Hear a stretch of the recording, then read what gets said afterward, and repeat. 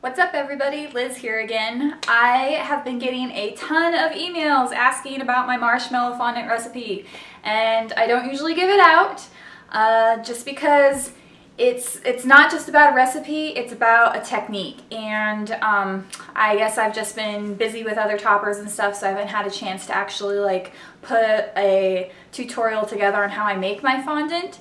And I don't usually share this recipe, so you guys better consider yourselves lucky, and I like you so much. So I'm going to show you how I make my fondant. And I've been doing this for years and years and years, so I can do it pretty quick, pretty mess-free. So if your hands get really sticky and it doesn't turn out right, just comment and ask me a question and I'll answer it right away for you and try and help you through that. And don't get discouraged. Just, you know, like keep practicing and give it a couple of tries before you say yay or nay. So first thing I'm going to do is show you my ingredients. So here's a quick rundown of everything that I use. I've got a large plastic bowl, and I use super cheap marshmallows from Winco. Those work really good for me. These are high top. I've tried other brands, but these ones work best for me. You're going to need a half cup of shortening and a spatula. This is a Parmesan sprinkler, and I use it for my powdered sugar. 3 tablespoons of water, a dough hook for your mixer, and 2 pounds of sifted sugar, powdered sugar. Now, are you ready for the secret ingredient? Are you ready? Are you sure you're ready? I'm not sure you're ready. Wilton fondant. That is my secret ingredient. I add a little bit of this to every batch of marshmallow fondant, and it gives it like some elasticity without making it taste like cardboard. So each box of Wilton fondant comes with one of these, and I cut it in half. Just use half of this, so just this much, and I'll show you how I incorporate that. So get your ingredients together and we'll start mixing it, and I'll show you how to get it all incorporated.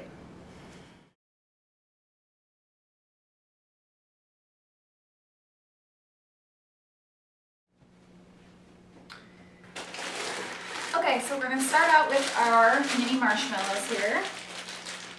And this is a 1 pound bag, which I thought it was, but this costs roughly $1 for me anyways. And we are going to stick this in the microwave for 1 minute and 30 seconds. And that's how long I do for my marshmallows, but yours might take a little bit longer. So basically all you're going for is to get them mostly melted, stir them once, and then melt them the rest of the way and stir them again, and I'll show you how that's supposed to look. So this is what it looks like after 1 minute and 30 seconds. See, it's not all the way melted, but it's getting there. You can still kind of see some of the marshmallows are still in marshmallow shape. So I'm gonna microwave this for another 30 seconds. So here's the second marshmallow batch here, and this actually is not quite melted enough. I want it to be like very puffed up and totally 100% melted. So I'm gonna just pop this in for another 30 seconds. Okay, our marshmallows are done, and you can see that they're very puffed up and totally melted. And then I'm going to take my 3 tablespoons of water and just pour that over the top. And that actually helps release the marshmallows from the bowl. And then I'm just going to pour this into my KitchenAid mix. The water helps the marshmallows pour into the bowl. Just going to scrape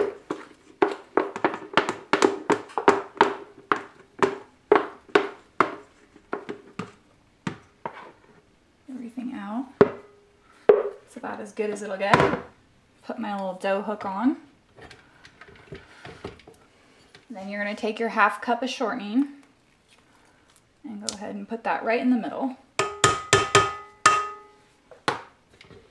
And turn that on to low.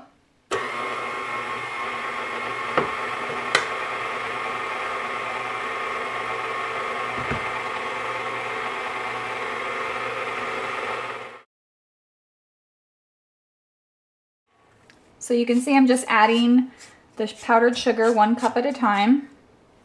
And then I use my spatula to kind of scrape the edges as I go.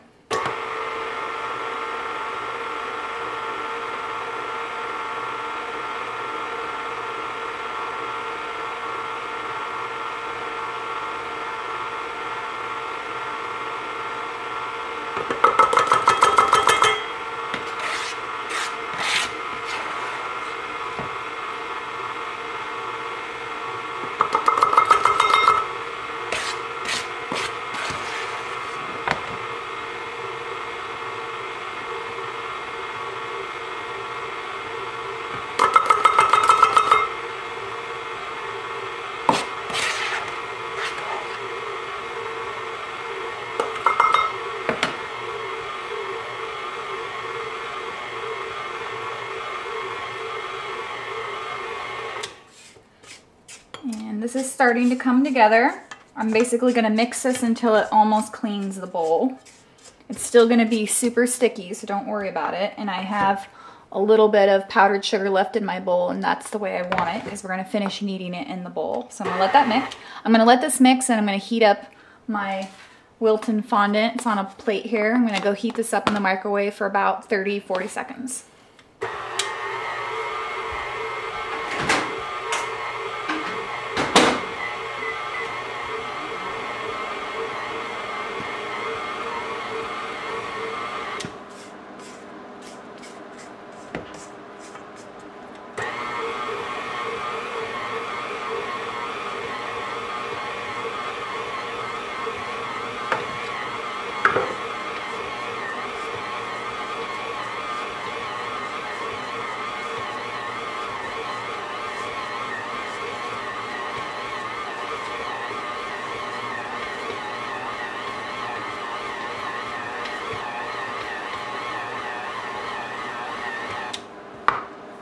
Okay.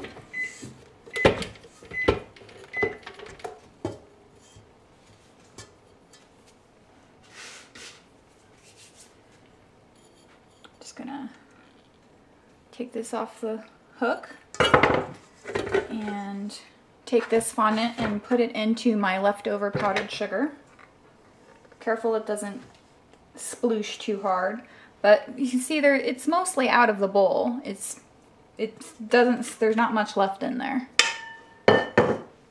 And this is, you know, sticky but not super sticky. So we're gonna finish kneading this. I've got my wilton fondant here.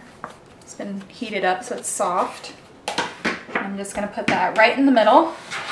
And then I'm going to fold the marshmallow fondant into the center. And you can see it's not really sticking to my hands. And you don't really need to flavor this because the marshmallows already have a vanilla flavor, and that kind of keeps it more white. But if you wanted to add a flavoring like orange or, you know, almond, you can. And if you wanted to color this fondant, I recommend adding the color to the melted marshmallows while you're adding the powdered sugar, and that will allow for the sugar to the food coloring to mix into the fondant really easily, and you won't wear your arms out. So I'm just gonna take a little bit of this powdered sugar and finish putting that on there. And then when I make my figures, I take this fondant and I add a little bit of Tylose powder to it, which helps it to harden faster. And that's all I do.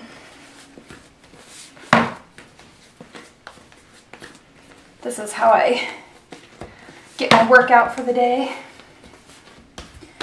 So this is like finished, and it's very, very stretchy. It's right now it's really warm. It's like almost hot, and you can use it right now if you wanted to. In fact, I am going to cover this styrofoam dummy right now. It's got shortening on it, just to show you that it is the best fondant ever, because you can use it right away.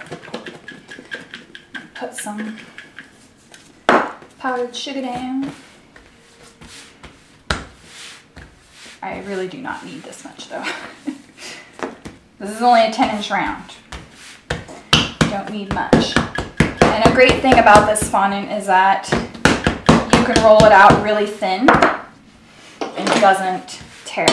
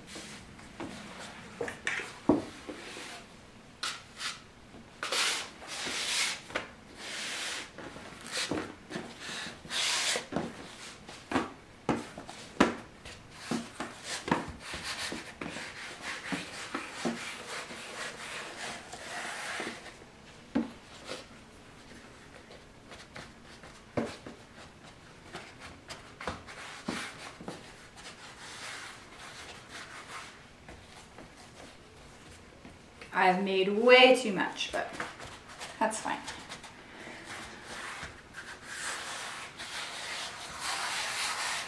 But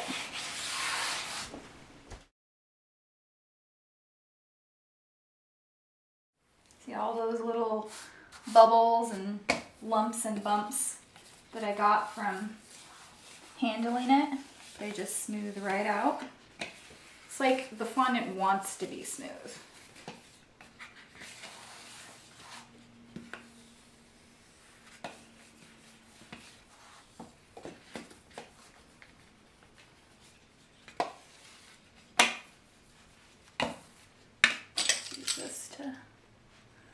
Just gonna do this really fast.